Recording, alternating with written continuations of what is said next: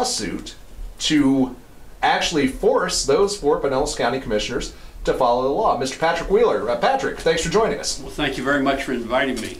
I appreciate being here, and the idea of this program is to once again bring awareness to the citizens, the 237,000 that voted for the constitutional referendum, excuse me. And what's really amazing about this, that the 4 members of the county commission in May the 30th, 2000, voted to accept the results. In fact, Karen Seal, one of the incumbent commissioners, she made the motion and it was seconded and passed, and they have not put it into effect. It's skullduggery in its highest form. Oh, in fact, at the time in 2000, Karen Seal said, and I'm paraphrasing here, the people have spoken and we have to accept the will of the voters. Today, she doesn't feel that way, does she? No, she hides in the closet and looks like she's going to cry, but the only thing she looks like she's going to cry is because of the loss of her wages. Exactly. So there is, this has gone through the courts, and the county has, boy, it was amazing. I was at the last hearing where it was, what was it, 6 attorneys? 8. 8 attorneys. 8 attorneys. From representing, various county departments and, the defendants individually, and against you guys with your one attorney. A single lawyer, John Shanahan. In fact, getting John is a story in itself. We went around prior to starting this suit against the 4 incumbent commissioners, and when we said sue the county commissioners, they did everything but jump out the window and commit suicide. They knew that fighting City Hall was going to be tough forever and ever. And upon doing that, we found John. He did the homework, and he granted that he said he would undertake it. Then we had to get a group, myself, Maria Scruggs, and Beverly Billeris, the former mayor of Tarpon Springs. And then last but not least, the coin of the realm is money. Lawyers do not live on love. They have office assistants, and it takes money to keep this going. Well, as we've been in this since May the 26th of this year, and we hopefully think that January will be the final. But by the grace of God, it should be. However, and that's the word that really scares the bejesus out of me. However, the 8 lawyers will delve into some and find a law back in 1947 or maybe 1847. They have the ability, they have the resources, and this is what is really ticking us off, that they are using this for an excuse. The good judge, fortunately, we have a judge that is fair, impartial, and is using his mind. And I cannot thank the court system that there is one of these in, because many of these judges, unfortunately, are products of the Pinellas County system. Right. They're a lawyer, they become a local commissioner of, say, Clearwater or some out town, and then they become a county commissioner, and then they become a judge. So the system is slighted against us, and it's almost impossible to fight City Hall. Well, I do have to say, in the last hearing, and I agree with your assessment, Judge Schaefer does seem to be very fair, impartial, and applying the law in this case. But the county's attorneys, boy, they threw up a whole bunch of different motions to dismiss, motions to move venue, all kinds of different things. And with the exception of the ones that, as they relate to Deborah Clark, which there were some reasonable grounds for that, all of those motions were denied by the judge. So do you think that the county will be able to dig something up, like you said, from 1847 to continue this? Or you think, I tend to think that the next trial will be the deciding one. I think so too, but Mr. Bennett, and that's the thing that really impugns County Attorney me. Jim Bennett. Jim Bennett, he's running the show. He has not shown up at the courts. Myself and Beverly Billeris and Maria Scruggs, we are the litigants, and we have shown up faithfully as time has afforded us at the court, and we have sat down in front of the judge. Mr. Bennett and the 4 county commissioners do not have the intestinal fortitude to face the docket, and that impugns me to think that they are so arrogant, and the arrogance of office just fills the air with that acid of arrogance. Yeah. Well, it's, and you know, everyone in this room has actually stood before the Pinellas County Commission and you know, spoken on this issue about their term limits. And yeah, the arrogance is just astounding, and they won't even speak about this. They won't even acknowledge this publicly. And the reports coming from the commissioners are, well, the county attorney has advised us not to talk about it. But really, the underlying factor is that they are just usurping power, and they're trying to do whatever they can to get away with it and keep it off the radar. And they, to some degree, they have willing accomplices in the press that are willing to give them political cover. That statement by saying that Attorney Bennett has told them not to speak, that's the escape mechanism of cowards. Exactly. That's exactly what they are. That's the escape mechanism of cowards. Well, if they actually had any integrity whatsoever, all 4 of them, and that's specifically John Maroney, Karen Seal, Sue Latvala, and Ken Welsh, all 4 of those Pinellas County commissioners would have resigned. Definitely, and the funny part about Ken Welch, he's trying to say, well, I wasn't in office when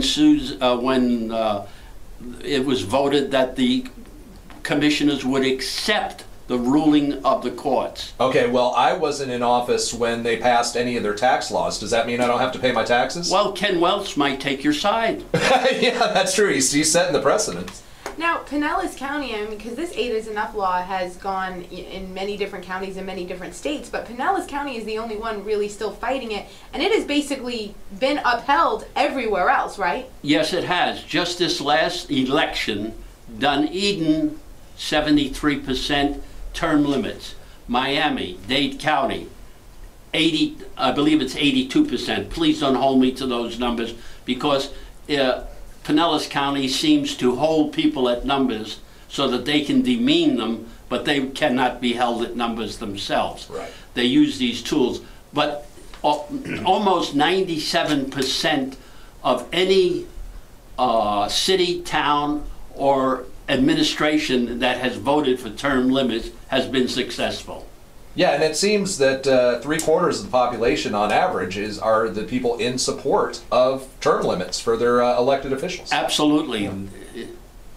My question for you is, we've seen the actions that the people that are in office right now are trying to take to keep their jobs, and they keep this court process going over and over and over and over again. Is there any kind of, I would say, well, what's your take on the actions of these people, and like, they're doing this on purpose. They're doing this to keep you in court as long as possible because they want to outlast the uprising of the population, I guess you could say, you know, because having them to actually enforce a law that 70% of the people wanted to do against the politicians is somehow a kooky idea. And if they want to keep you in court, you know, as long as possible, what's your take on that part of it? Well, they have, through social and economic leverage, caused a lot of havoc. We had an organization called Save Pinellas. It was on the Facebook. We were forced to register this with the supervisor of elections. Doing this, we had to name and put the names, addresses of the people that donated money to our cause. Lo and behold, this has put the fear of God in businessmen, people who know some of these commissioners, And that has quelled our donations. We have found that there is so much opposition to save Pinellas that we have devised a new plan. We discussed this with our lawyer, and now we would like to have people who voted, these 237,000 people who voted for this, if you could just send a piddly 50 cents, make a check out and send it to our lawyer. And if you have a pencil and paper handy, I will talk for a moment to let you get a paper and pencil if you'd be so good in the audience. And it's amazing the social and economic pressure that has been devised by Pinellas County to stop us in our tracks, elongate the trial, and make us cash short. Right, right. And while you're getting prepared to copy this information down, keep in mind that the county is spending your tax dollars to fight this, to attempt to overturn your vote. And yeah, folks, I can't tell you how important this is. And sincerely, get out your checkbook, take the time, write a check, put a stamp on an envelope, and send it to this address, because this is an expensive fight. These guys, Patrick, Maria, and Beverly, are fighting for you. They're fighting to preserve the vote that you made. And if that's not worth a few bucks to you, if a few bucks is all you can afford, but if you can afford 50, 100, send it over there. These legal bills are mounting up, and I know Patrick has come out of pocket substantially for this. And he is fighting, and Maria and Beverly, they're all fighting to preserve your vote. Now, Patrick, do you have that address ready to go? Yes, I do. Send this to the law office of John A.Shahan, and I spell that S-H-A-H-A-N. Underneath that, put trust account.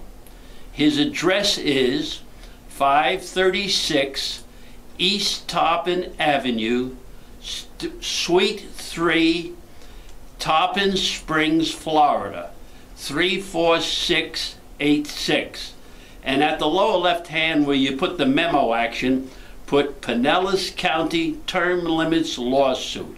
I cannot be more emphatic, and we definitely need your help, because you know what? The taxes are going up. They're spending your money to fight us, so we can't get your vote inside. Let me say that again, please. Send it to the law offices of John A.Shahan, that's S-H-A-H-A-N, trust account at 536 East Tarpon Avenue, State Room 3, at Tarpon Springs, Florida, 34689. And put on it, memo action, Pinellas County Term Limits Lawsuit. And anything you send us, we would appreciate. We cannot say how much help we need. And if you want those 4 turkeys to stay in office, keep your money and sit back and don't say a darn thing, and you'll get what you deserve. Now, as someone who's not an attorney, but someone who is a little bit of a student of the legal system, you know, I've reviewed... Not a good student of the legal system, by the way. Go ahead. Apparently not. I do lose a lot. I have looked at the county's case, and I don't see one. They don't have a Chinaman's chance. I mean, there's absolutely nothing on their side. The law was passed. It's been upheld repeatedly. It's been upheld all the way to Supreme Court. Every other municipality and county after the Supreme Court, state Supreme Court ruling, has, you know, the expired commissioners, expired councilmen and women have resigned, and you know they've stepped down. It happened most recently in Sarasota County, and so they really have no defense. So let's work on under the assumption. I don't want to take anything for granted, but let's work under the assumption that the lawsuit, and I'm assuming it's scheduled for next month. Is that correct? Yes, that's true. Okay. The lawsuit next month is successful. The plaintiffs are victorious, and the commissioners are removed from office. Then what? Then it's up to the governor. The governor will have to choose 4 people Patrick, our time is up. I want to thank you for coming in studio, talking about this important issue, and I also want to thank you and the other plaintiffs for standing up for all of our voices. You know, it's important that regular citizens take that kind of initiative. So thank you very much for joining us. Bound by conscience. Exactly. Bound by conscience. Thank you very much. Exactly. No, thank you very much. And thank you for inviting me. And let me tell you, if it doesn't make it, please, I'm coming back again. I'm not afraid to speak. All right. Thank you very much. Thank you, Patrick. And we do have to take a quick break, but stay tuned. There's more coming up after the break. You're listening